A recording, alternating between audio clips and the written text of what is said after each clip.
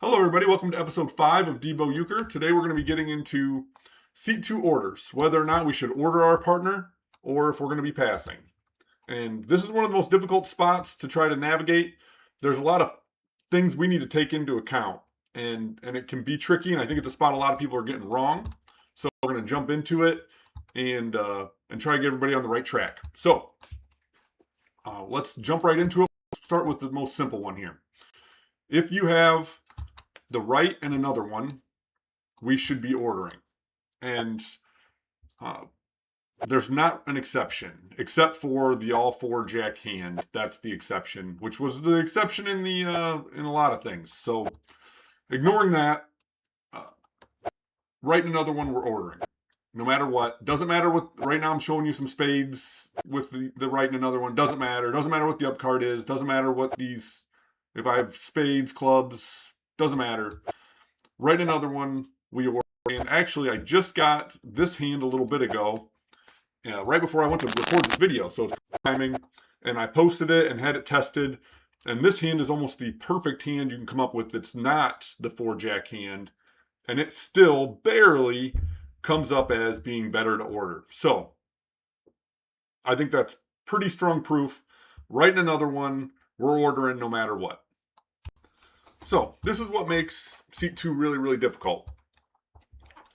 From seat 2, we need to not only look at whether or not I think we can score a point. I think most people would think we can score a point here. We've got a pretty good looking hand here. So this is a hand that we're going to score a point on most of the time. But then we also need to factor in, well, what do we defend against?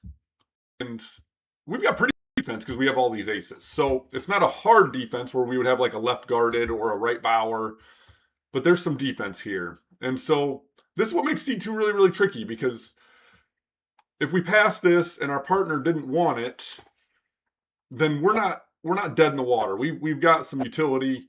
And so that's what makes these decisions really, really difficult. And actually, this is one of the closest decisions that I was able to find. And this one is, in fact, barely in order as well. So we should be ordering this just because the likelihood of us scoring a point is so high that it's not really worth letting our partner possibly turn this down. Okay, we're going to leave behind those good hands and get into one that's a little bit uglier.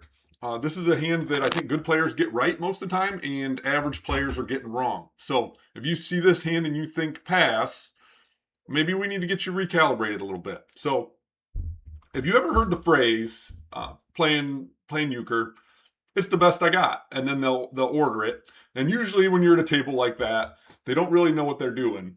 But from seat 2, that rule is not the worst. It actually works decently well.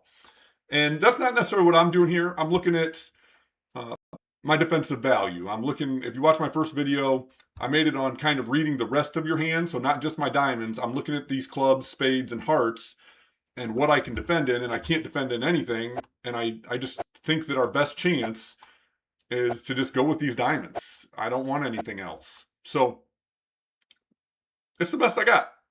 And I had this tested, and it's correct. We should be ordering a hand like this. And if you're not, maybe think about it. This one's one we should be doing.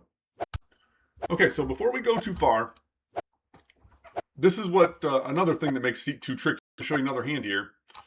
And you can look at this hand and say, well, you're not defending in spades or hearts.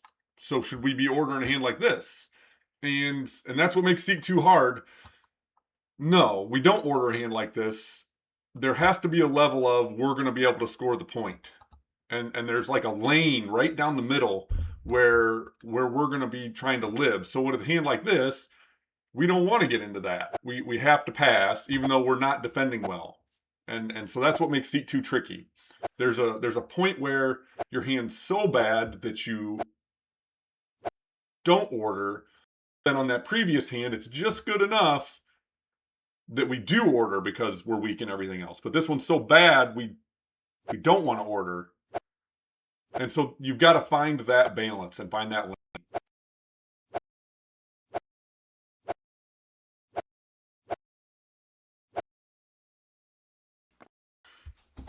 Okay, another one of the things that can make seat 2 really tricky is how much do we factor in a partner chance at a loner?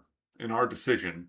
I think with any card other than the deck, we shouldn't really be factoring it in very much. I think if I'm trailing by a lot and I see an ace, I might factor that in a little bit, as far as maybe I'd be a little more willing to pass, hoping my partner has a loner than normal. But with a right bower, that's really the time we need to start to factor that into our choice. And right here, I'm down by 4. A loner's just what we need. So it's a trust thing here. This one is nearly a toss-up decision. The sim says you should pass this to your partner, but it is right on the edge of whether or not you should. So if you see your partner earlier in the game not pick up with writing another one when they should, or they're just playing way too conservative, I think you have the right to order this. But being down 4, I really thought I'm forced into trust my partner here and hoping for the loner. So more factors from seat 2 make it even harder. Okay, I'm going to spend a little time on I have the right bower and an off ace scenarios that can come up. And just a right bower and an ace qualifies us into some serious consideration. Okay, just a right and an ace.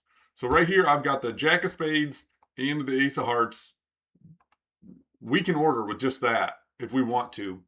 The reason we won't is because of the defensive value. So we've got hearts well covered, diamonds well covered. We've got a great call in hearts next round. The only way we get burned in clubs is if they come out with the right away. So this hand's defensive enough that we can pass it, and the sim says we can pass this. But when you have a right bower and an ace, it's time to start considering, because there are scenarios where just a right and an ace are going to be enough to do it.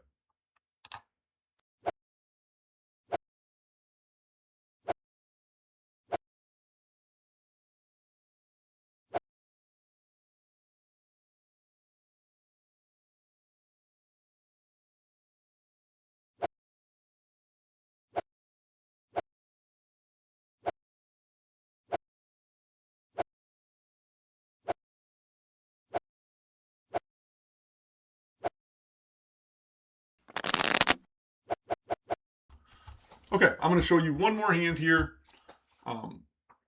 Just the right again with an ace, a really good looking ace, and all I can defend against is diamonds. I can't defend against spades or clubs very well, and I'm willing to risk the game on it. It's 9-8 here, and this is a call I like to make.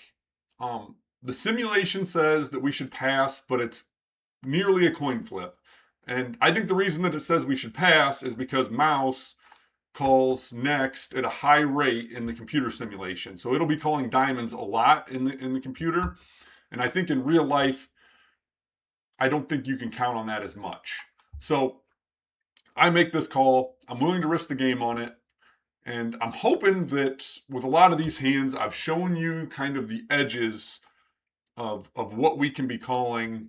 And hopefully you'll start calling more from seat 2. I really love when my partners order me from when they're in seat 2. It's just a relief that I get ordered. And it's best just to get ordered. Who doesn't love it? So order your partners more. Be a good partner and order them. I don't think everyone's ordering enough. So thanks for watching. I'll catch you guys next time. Thanks.